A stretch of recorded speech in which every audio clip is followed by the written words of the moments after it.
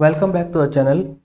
आज हम डिस्कस करते हैं अगले एक्सपायरी के लिए बाजार कैसा रह सकता है। क्या 24,500 आएगा, क्या 25,500 आएगा। इस चीज़ को हम आज डिकोड करने की कोशिश करते हैं कि बाजार कहाँ पर जा सकता है। यहाँ से 24,500 या 25,500 बाजार किस रेंज में रह सकता है, उसकी हम बात करते हैं। तो सबसे पहले मैं आपको दिखाता हूँ सबसे बेसिक चार्ट। देखिए, ये हमारा डेली चार्ट स्ट्रक्चर है, मतलब धुआंधार तेजी हुई करीबन 21,700 से हम 25,000 की बहुत शॉर्ट ड्यूरेशन के अंदर पहुंचे हैं। ठीक है, बाजार यहां से कैसा रह सकता है और क्या हो सकता है, उसको हम जांचने के लिए पहले हम देखते हैं कि वीकली, आपका डेली और मंथली के ऊपर जो 20, 50, 100 ईएमए है और 200 ईएमए है, उसके सपोर्ट और रेजिस्टेंस कहाँ है। देखिए, सबसे पहले डेली के अंदर सभी एवरेजेस के ऊपर बाजार है, सभी एवरेजेस के ऊपर बाजार है। वीकली के अंदर सभी एवरेजेस के ऊपर बाजार है और मंथली के ऊपर सभी एवरेजेस के ऊपर बाजार है। तो पहली चीज़ है, बाजार अगर हम एक्सपोनेंशियल मूविंग एवरेज के हिसाब से देखें, बाजार बहुत बुलिश है। तो बाजार कहाँ तक आ सकता है। देखिए, सबसे पहले जब भी रिट्रेसमेंट आता है तो वो 20 ईएमए को टच करने के लिए बाजार जाता ही है जब ऊपर की तरफ बाजार है। तो कभी देख लीजिएगा आप, जैसे यहाँ पे बाजार देखिए, मैं आपको 2024 की जुलाई की बात बताता हूँ। यहाँ पे बाजार ऊपर था, बाजार ऊपर गया, सभी एवरेजेस के ऊपर चलता गया और सभी एवरेज के ऊपर था, लेकिन जब रिट्रेस करने आया तो इसने इस एवरेज को काटा। और सबसे इंपॉर्टेंट देखिए, कभी भी अपवर्ड चैनल के ऊपर आ गई है, मतलब जहां पे सारी मूविंग एवरेज की ओर बाजार आ गया तो बुलिश तो है। अब हम बेरिशनेस की बात नहीं कर रहे हैं, हम यहाँ पे रिट्रेसमेंट की बात कर रहे हैं। मतलब कि अब ये रिट्रेसमेंट करेक्शन बनेगा, यू नेवर नो। बट अभी जैसे 20 EMA 20 day exponential moving average, जो कि करीबन करीबन 24,320 के आसपास है, एक दो दिन के अंदर ये 24,400 450 के आसपास आ जाएगी। तो बाजार में क्या हो सकता है करेक्शन। हाँ, ऊपर की तरफ क्या लगता है। देखिए, ऊपर की तरफ जो पहला पॉइंट आता है वो ये आता है, ये क्या है, मैं आपको लगाऊं। हाँ, ठीक है, थोड़ा सा ऊपर करना पड़ेगा।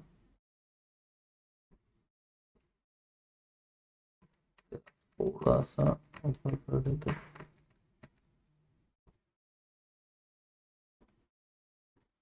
दो लग गई क्या। अच्छा।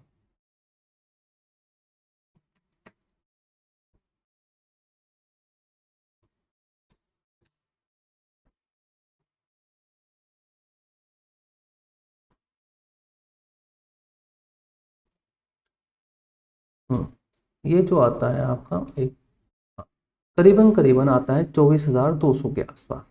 यहीं से बाजार आपका, अगर मैं थोड़ा, हाँ ये रहा, सही है एकदम, 24,240 के आसपास। ये क्या है भाई, जब हम बाजार ऊपर से जब नीचे आ रहा था, तो जब इसने एक फेक दिया था तो इसका हाई था 25,239।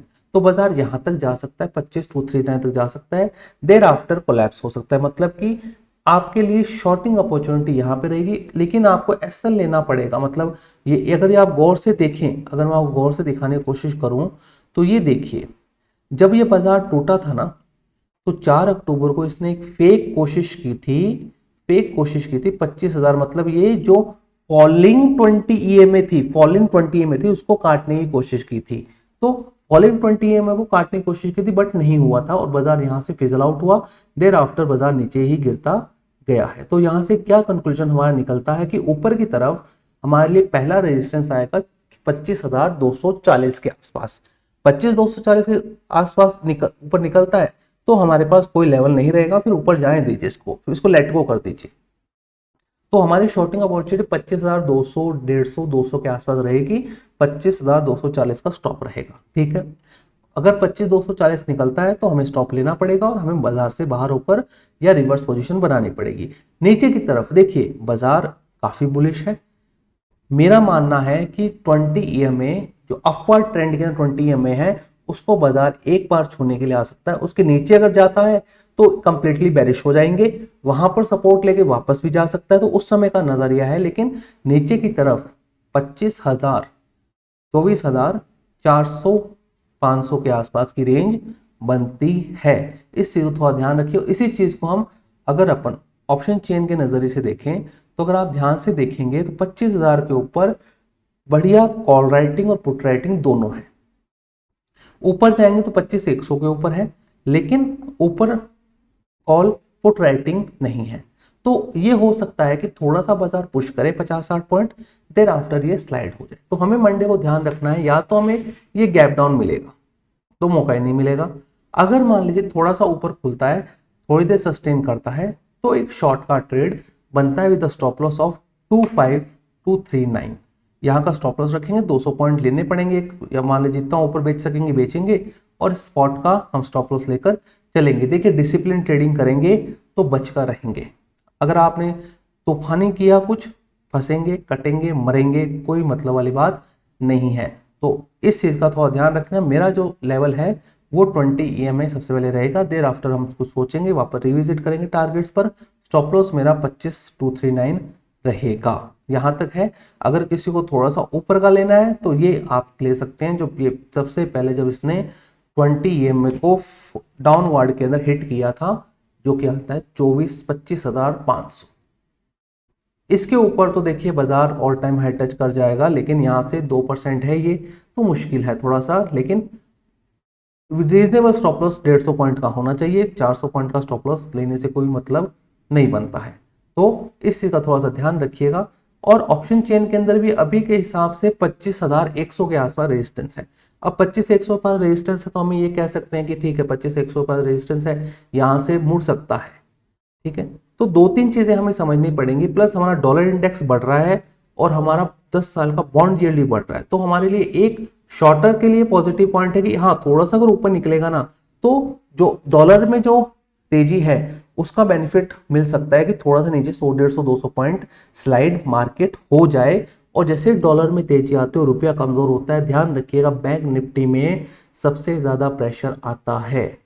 इस बात का आपको ध्यान रखना ही है कि अगर मान लीजिए कि डॉलर इंडेक्स यहाँ से बढ़ता है तो हम ये देख सकते हैं कि बैंक निफ्टी में, क्योंकि ये सारी तेजी बैंक निफ्टी ड्रिवन थी, क्योंकि बैंक निफ्टी ने ऑल टाइम हाई अपना लगा दिया था।